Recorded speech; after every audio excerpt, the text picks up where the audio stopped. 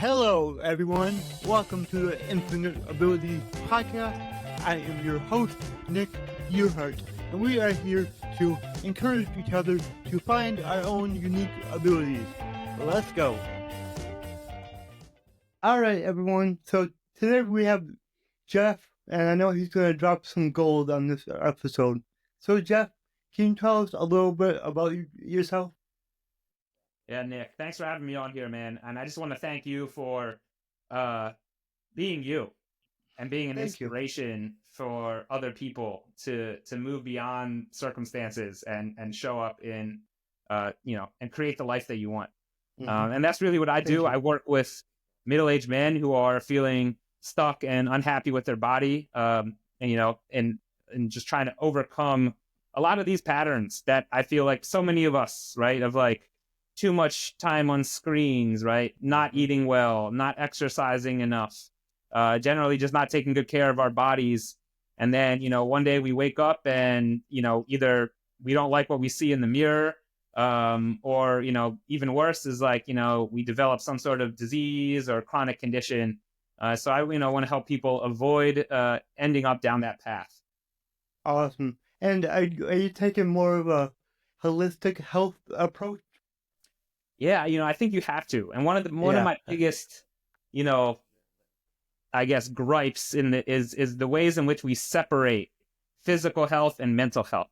Mm-hmm. Right? And I think the two of them, they're so intertwined, they're so interconnected that, it doesn't really make sense to just work on one without the other, right? Because if you just do, talking and working on your mindset, but you're not taking care of your body, if you're not sleeping well, if you're not putting the right nutrients in your body, right, then of course, your mood is going to be off. Your energy is going to be off, right? Your emotions are probably going to be out of whack because your hormones and your neurotransmitters are not quite in balance, right? And the other way is, I know, even if you have the best exercise routine in the world or the best diet, right? If you don't have the right mindset, then you can still feel this sense of, meaninglessness or like my life doesn't have any purpose or I'm just feeling lost, right? So like I say, it's not the size of your bicep that matters, it's the size of your heart, and then what you use that strength and power for. Yep, I agree. And the healthier your body is, the better your mind works. I actually just read a study on that a while back, and it's basically, the bigger you go, unfortunately, the slower your mind works. I'm curious, Nick, what are some of the lessons that you've learned? What are some of the things that you do to help take care of your body? I mean, you've done, I feel like, so much to obviously, get to where you are. Yeah, so, I started out by, just taking care of my mindset. Like you were talking, people tend to separate their physical health from their mental. And I started more on the mental side, but then that, showed me the path to, hey, I gotta also take care of my body. So once I started to eat healthier and exercise, it's like you get a new brain. It's like you can think a lot better. And I know this is true because, unfortunately, I went down a path where I stopped taking care of my health. I started eating, crappy foods again. I didn't exercise as much, and I got depressed. I didn't feel like I had a purpose, even though my actual purpose in life didn't change, but the way I felt did. Yeah. And that was a big eye opener. So now I'm, back to eating healthy again and exercising and just taking care of my body. And then I know that's going to take care of my mental health because, I started to feel just down. I didn't want to do anything. And that's not something that a business owner can ever feel. We have a lot to do, so we got to keep going. You do. And the cool thing... that your well-being is the foundation for your well-doing in the world. Right? I know that everyone here listening, like they want to do good things in the world, right? But you can't do that if you're not taking care of your body. And I'm sure a lot of people listening can relate, right? Of like going through periods of like, oh, I'm working out, I'm eating well, And then I go through some periods of like, no, like, I stopped exercising, started Mhm. eating kind of more junk, whatever. I'm curious, like, what for you, what caused that shift? Like, why did you stop exercising, or why did you stop eating healthy? I wish I had a good answer. I've been asking myself the same thing. It's Yeah. why. I don't know if it's like convenience, or it's always easier to eat the junk food than the healthy food, but that's still not good enough reason. Yeah. So I take full responsibility. It's something that I shouldn't have done, and I'm turning it around now. So yeah, Well, and that question is exactly what I help guys work with, is figuring okay. out, hey, like, right, why, you know, even though I know, right, I know up here that, like, yeah, I should be doing some exercise, or yeah, I should be eating, some more vegetables or whatever, but yet I still keep doing all this other stuff, right? And Mhm. why does that keep happening? And as you said, I think there's three things. There's one is the convenience, right? Our Mhm. environment is going to drive us to certain habits and behaviors. In fact, Yep. that's most of life, right? Is just these unconscious parts of ourselves. They're just running on autopilot. And that's just Mhm. helps us just get through the day.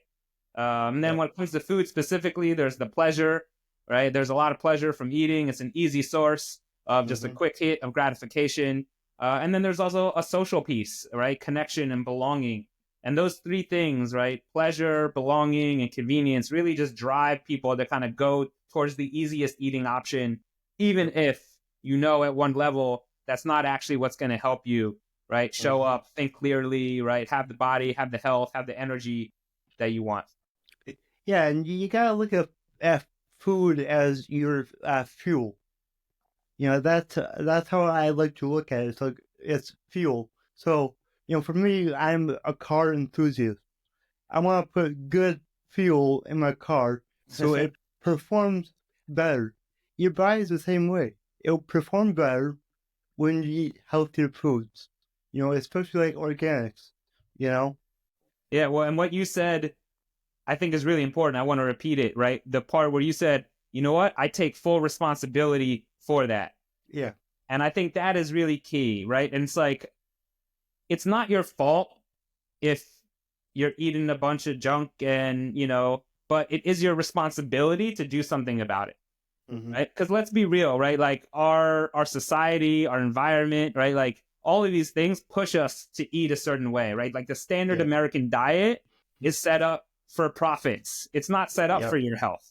No. And again, so it's not your fault, right? Like we're talking like these foods are engineered to Mhm. override your fullness signals. They're engineered to make you want to overeat, right? And again, not your Yeah. fault that like we're living in this environment that's set up kind of against our bodies Mhm. to live optimally. Yet at the end of the day, we do all have to do whatever we can, whatever is within our power, and take some responsibility for changing that, right? And for some Yeah. people, that might mean, maybe trying to like cook one extra meal at home, or that might mean, ordering a side of salad instead of a side of French fries, right? Or, Mhm. right, like, it doesn't have to be big changes. It doesn't have to cost a lot of money. Mhm. But there are little things that we can all do to just, again, start to help shift that trajectory of where you're going to end up. Because if you keep eating the Yeah. same way, right? If you keep eating the same way now, all right, for the next year, for the next 5 years, for the next 10 years, right? Where are you going to end up? That's an Mhm. important question. Yep. Exactly. And like for me, I have cerebral palsy. So before, when I was eating healthy, taking care of my body, exercising, the pain that I experienced dropped significantly, and I started to function a lot better. Mm. So that right there tells you a lot. It's like, okay, just simply, mainly just eating healthier. Because, like, yeah, I would exercise, but it was like 7 minutes in the morning. That was it. It's not like a big amount of time. It's not like I'm spending hours at the gym. It's just small little things make a big difference. Yeah. And, you Nick, know, that's a really important piece, as well, of like, it doesn't have to mean 2 hour sessions at the gym, yep. right? It's like you can do your 7 minute workout, you can go for your 15-minute walk. All of these things Mm-hmm. really do make a difference, right? And the point about pain as well, right? The number one step number one, right, is get out of pain, right? Nobody wants to live in pain. That's not the way we should be, expending our time on this precious, journey around the sun that we have. But here's what's counterintuitive, right? When we're in pain, often the last thing we want to do is exercise. Often the last thing we want to do is move our body because it hurts. Yet often it's actually moving our body that actually helps get rid of that pain. Right? If you have the right type of exercise program, you have the right type of movements that can actually help you, right, develop the strength, can help you rewire some of that neural patterning and help you lessen pain signals. So I think that part is hard, right? Because it's a huge block. If you are in pain or some sort of chronic discomfort, you might not want to move or exercise, yet that could be the very thing that's going to help the most. Yep, I agree. And, like I said, I know firsthand. And so, like, what's usually the first step that you take with your clients? I have a conversation, and I really want to understand, what does a day in the life of Nick look like, right? I want to know, right? Like, when do you get up in the morning? What's the very first thing you do when you wake up, right? Like, do you look at your phone, right? Do you go, downstairs and, journal, right? Do you have family or kids to take care of? Do you walk the dog, right? Do you make yourself breakfast? Do you stop by and get a coffee, right? Like, I want to know all of these things. So we take a deep dive in, and right, I'm trying to meet you right in the middle of your life and understand, what makes you tick, right? What is your lifestyle like? And this is the idea of when, kind of, wellness coaching, but with like lifestyle is medicine. And if we can shift some of these things, right? Shift some of the, and again, they're little tiny pieces. Maybe, we just need to find a way for you to like, get to bed earlier. Well, the question is, well, what's keeping you up at night, right? Are you on your phone? Are you doing more work? Are you out with friends, right? And it's like all of these pieces are connected, because you can't just take away one thing, right? Because if I say, hey, we can't just make a rule and say you got to go to bed at 10 o'clock. Well, like, no, like, that's the time when I talk to some of my friends at night, right? Because now we're losing that social connection, and that's not going to be good for our well-being. So we need to make sure we look at things from a very connected and a very holistic lens. So that's what I try to do when I'm working with people, is really get a good lay of the land of what your life is like. And then we go in there and we try to adjust some of these pieces to try to make it flow better, to try to make it function better. I like that a lot, because you're not taking like a one size fits all approach. You're really getting to know your client, figuring out exactly what they need, and then you help them through that journey. And I think that's very important. Because at the end of the day, Nick, right? I think, most people, and probably a lot of people are, listening to the show, it's like, they kind of know what to do, right? It's like, right? Taking a 20-minute walk is going to be better than doing no exercise, right? It's like, eating a couple of vegetables is going to be better than having like entirely fried food, right? It's like, so people, it's like, what you to do, but yet you aren't doing it, right? So it's a problem of implementation. It's a problem of taking this insight and turning it into action. And that's where, a really personalized coaching approach is so helpful, right? Because we can figure out, well, okay, how do we actually help you put this into action in your life? And a lot of times it has to do with identity, right? A lot of times we think of ourselves as like, oh, I'm not the type of person who exercises, right? And that becomes a block, a barrier, right? Or we think of, we're raised eating a certain way, and we don't realize how that history, all of these, everything we learned in childhood about eating from our family, from our culture, right, is influencing our habits. So we need to kind of sort through that. Right. And these, so this requires a much more customized approach, and it really does work. But obviously, this is, it's hard. It's hard work to kind of go in there and audit all of your life. It is. And, it's all habits, and we just get in this pattern of life, and it's hard to break through. But when you have a coach like yourself, I think the biggest piece to coaching that really is why it works is the accountability. Would you agree with that? I would say accountability is one of the most important pieces. Yeah. I don't think it's the only one, but it's huge. No, right? It's like one of the most important things. Totally. Yeah. Because, all of us, right, like, we're more likely to show up. We're more likely to follow through when we know that somebody else there is counting on you. right? But at the end of the day, it's like I like to say, I'm not here to be like a coach for compliance, right? Because that's just like, I'm not here to be your parent. I'm not here to slap you on the wrist because, oh, you didn't do your workout today, right? I'm going to be a compassionate coach. I want to understand, again, what's going on mentally and physically, right? Because at the end of the day, I'm here to empower you to do this on your own. At the end, all right, what I care about the most is actually helping you develop the accountability to yourself. And if that doesn't work, then it's like, we're going to make you accountable to your future self, right? Like Nick, either that's Nick tomorrow who's going to wake up and say, oh, why did I eat that, right? Or Nick 10 years from now who's going to look back and say, you know what? Thank you, man. Thank you for taking such good care of me, because guess what? I've got the strength and the vitality now to continue to live the life I want to live. Yep.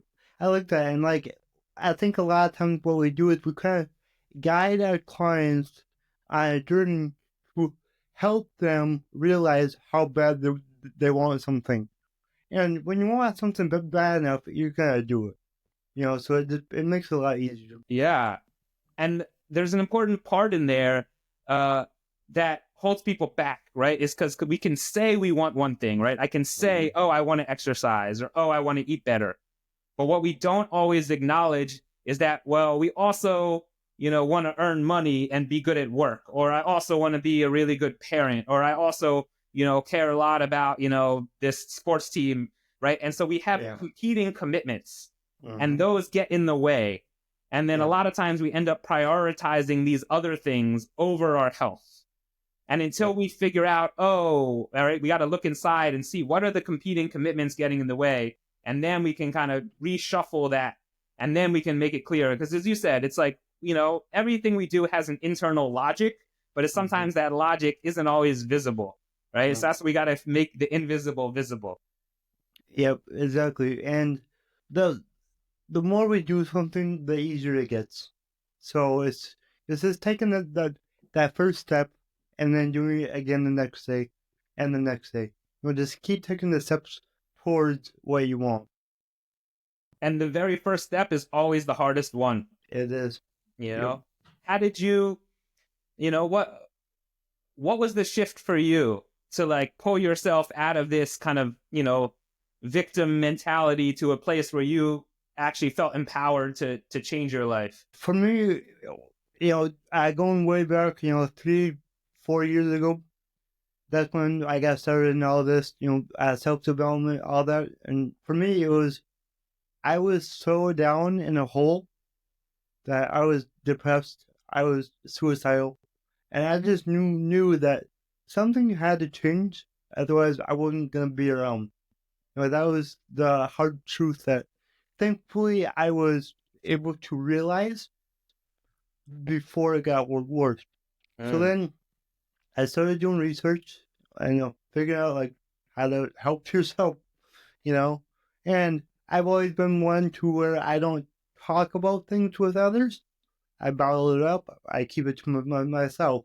So for me, what I did is I found a couple podcasts that I liked and a couple books, and I just started listening to the podcast every day. And that podcast is called the Mindset Mentor by Rob Dial. It's a really good podcast, all about mindset, all about self-help, all about figuring out who you are as a person. And through that journey, I realized like, okay, my whole life, I was always in the mindset of why am I like this? Why do I have cerebral palsy? What do I do to deserve this? That was my mindset my whole life. And through, my self-development journey, I realized I have this for a reason. It makes me who I am, and it's also a great way for me to help others. There's a lot of people struggling with the same things that I struggle with, and they don't know what to do. So now I use my voice to help them and encourage them to get up and find what their purpose is like I did. Because once you find your purpose in life, the whole world just opens up. You have a reason to get out of bed. Yeah. Like But I look back, like, every morning, it was just, I wake up and it's like, why get up? Mm-hmm. And now I have a why. My why is I'm going to help at least one person today, and I'm also going to get at least 1% better than myself today. So that's my daily commitment right in the morning. And then when you have that, it's just your whole life just gets a whole lot better. Nick, hearing you say that, man, it's making me smile. It's making my heart light up with joy and with hope. And that anybody who's listening to this right now, if you're feeling that way, where it's like, hey, it's hard for me to get up. I don't know what I'm doing with my day. I don't know why I'm here. Right? Like there is possibility. And I think what you just named, right, we can all shift from this place where life is happening to me and I feel like, oh, like I got dealt a crappy, hands. This does not fair. Oh, pity me. So life is happening by me. Actually, I have some choice and control and I can actually create the future that I want. And then even beyond that, life is happening for me. Like I heard you, Nick, say that it's like, you know what? Like all of this, like, yeah, like I have some, things that are, make me different, but like that's actually not a barrier. That's actually why I'm here. That actually gives me a gift. It gives me a unique perspective. It allows me to share something with the world. Now all of a sudden you begin to see all of your challenges. You begin to see all of your obstacles is actually the very reason to show up on this planet. And the best medicine is obviously giving to others, helping others, because we're all connected. And when we uplift up other people, we actually help pull ourselves up. Yep, I like that. And it's good to talk about your struggles, because if you can talk about your struggles and talk about how you got through them, that's going to help somebody else. If that just helps one person, and then that person is better because of that, guess what? They're going to help another person. And it's just going to be like a domino effect.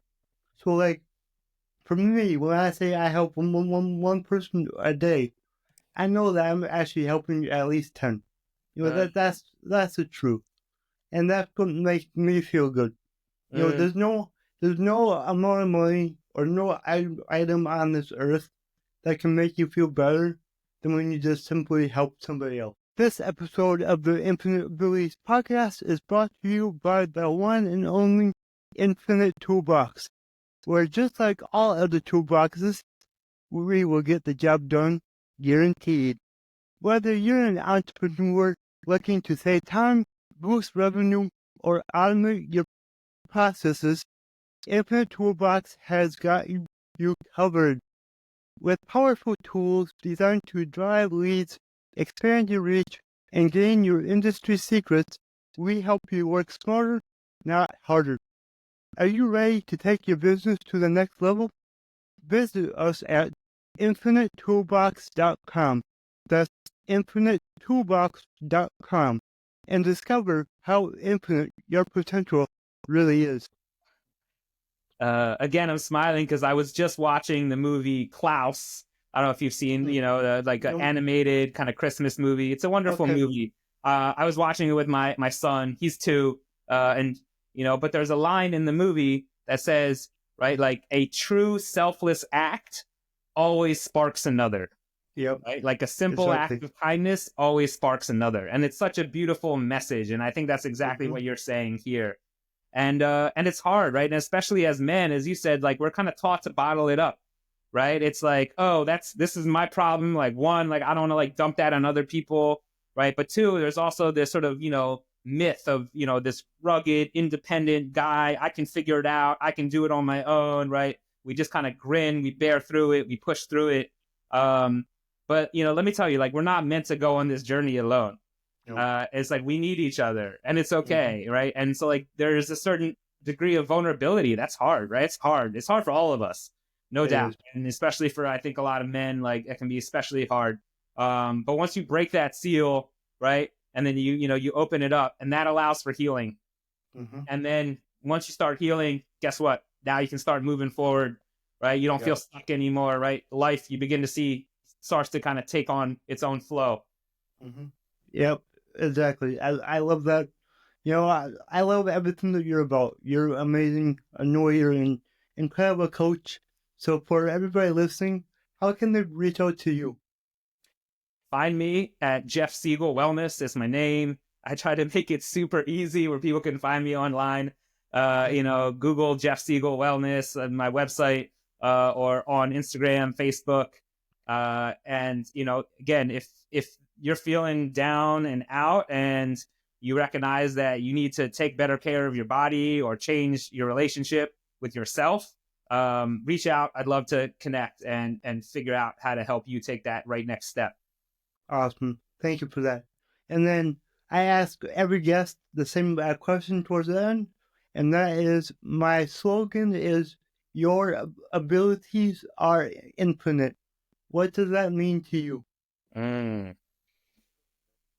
Wow, it's a wonderful slogan, and I truly do think that our minds really are infinite in their possibility for imagination, and I think it's actually the loss of imagination that tends to be so problematic, because when we lose the ability to imagine a future that's different from the one that we've been living, then we lose hope. We lose faith that our futures can be bigger and better than our past. We lose the motivation to change because we can't even picture what this life would be like. And so a lot of times we just need to reignite that imagination. And sometimes that just means talking to somebody else, getting a fresh perspective, or, shaking it up. You got to break the habit of being you and see that there's so much more out there. And so to me, living, with infinite ability is really like this question of like, what would you do if you had no fear? All right. What would you do if you weren't scared? How would you live your life? All right. And then start from there. I like that. And, we all will let fear hold us back. And for me, I like to get out of my comfort zone, because that's where you're going to grow, and that's where the change is going to happen. Beautiful. Well said, Nick. I mean, you're an inspiration, just by who you are. And I think that is the important piece, right? Again, change who you think you are and everything else changes. So I always tell people, it's like, don't get overly focused on like this habit or this food, right? It's like, you got to start by changing who you think you are, right? You got to build a future idea of yourself, and then all the other pieces start to fall in place. Yep, they do. Awesome. All right, this has been really great. Thank you so much. You're welcome. It's wonderful connecting and chatting with you. Of course. If you enjoyed this show, please go ahead and share it on your Instagram story and tag me here, the Nick Hart. Also, go ahead and share it anywhere else that you see fit, because the only way that I can grow this is by you guys sharing it. I don't sell anything on here. I don't have any sponsors, so let's just get it out there by word of mouth and help more people. Alright, everyone, remember, your abilities are infinite.